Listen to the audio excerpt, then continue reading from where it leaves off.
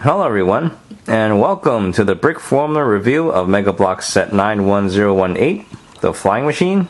It has 90 pieces for ages 8 and up, and it's from the World of Warcraft series, and this set retails for $12.99. And here in the front, we can see the gnome rogue saying, "Look mom, no hands!" And here on the side, we have a close-up of what he's supposed to look like. Pretty mean looking guy. And here in the back, we see that his name is Flint. And it looks like he doesn't hold his daggers very well. Down here you can see some of the other sets. And while we're here, let's check out the instruction book. It's not really a book, it's more like an unfoldable long piece of paper. And that's the instructions for you. And here's the other side. And we have the parts list. And there we go. And I'll talk about this set in more detail coming up. Here's the pilot, which is Flint, the gnome rogue. Now the thing about gnomes is that they're the shortest race out of them all, and they're about the same size as the goblins, so naturally they'll have shorter legs. And if you look carefully, they don't have a joint where the knee is. It's just one solid piece for the leg, and it's hooked up by a ball and socket joint at the pelvis right there. And he comes with 2 daggers, which can be detached from his hands. And here's a closer look. You get 2 of these. Looks pretty good as far as the details go. And here's a closer look at his armor and everything else. It's like a brown leather, and there are the shoulder pads. They even got pretty much all the details there on the face too. Granted, he's not very attractive looking, but you can see they put in quite a bit of effort there for the details. Now the armor can be taken off, but before I do that, you can see that there's a little hole here. And what you do is you can stick this piece in there, which looks like a wrench, and you can use this to hold one of his daggers. Personally, I think they should have made like a belt to go around them, because the daggers technically go on the sides there, like you do in the game. But you can clip one of them over there, and then he'll just have to hold the other one. And to take the armor off, you have to take out the peg. You gotta rip off the head too. See, that's the ball and socket joint. And once you take off the armor, you can see that he's supposed to be an orc. It's like a green body there. And this is like a rubber piece. And to take the shoulder pads off, you gotta rip off the arms too. That's also held by a ball and socket joint. And you just pull this upward, and there we have it. Okay, I'll just hook that back up together. And there we go. I think it looks cool with one shoulder pad, but that's up to you. Let's move on to the flying machine. And here's the flying machine, or more specifically, I think it's the turbocharged flying machine, judging by the color scheme. And it looks great. Definitely one of the finest pieces of gnomish engineering. And here's the view of the side.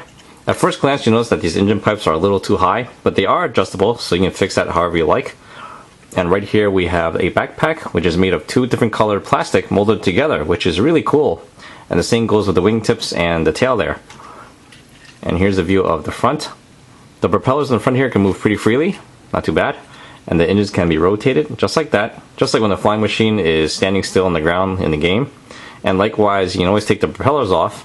Although I don't really recommend it, because if you look carefully, this pipe piece right here is actually not big enough to hold this part. So when you push this in, you can see the plastic kind of stretching right there. So you don't really want to mess with that too much. Here's the view of the other side. And they have a red piece right here instead of a backpack.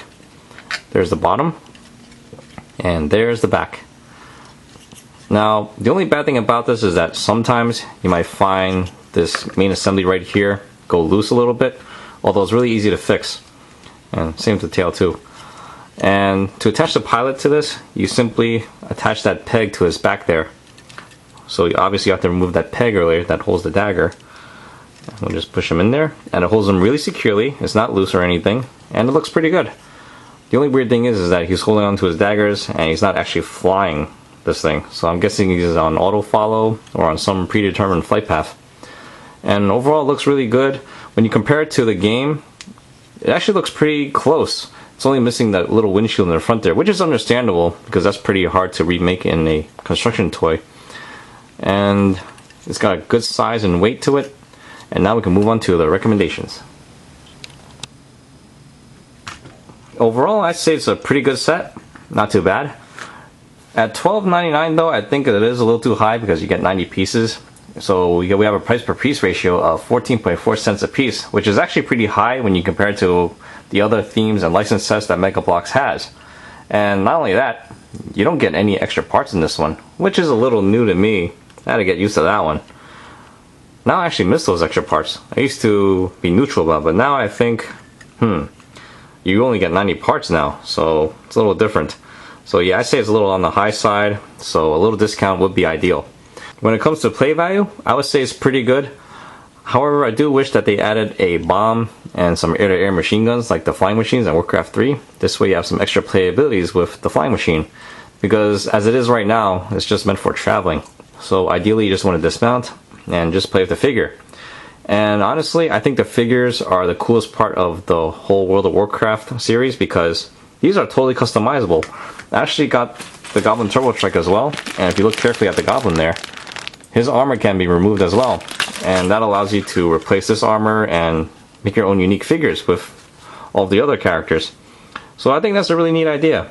Despite it being a lot of effort to replace the armor, but still, it provides a unique figure for everyone. And I think that's really neat.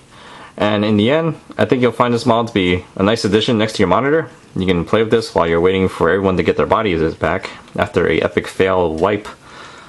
And in the end, I think you'll like it. And that sums up my review. I hope you guys enjoyed the show, and I'll see you guys next time. Thank you for watching.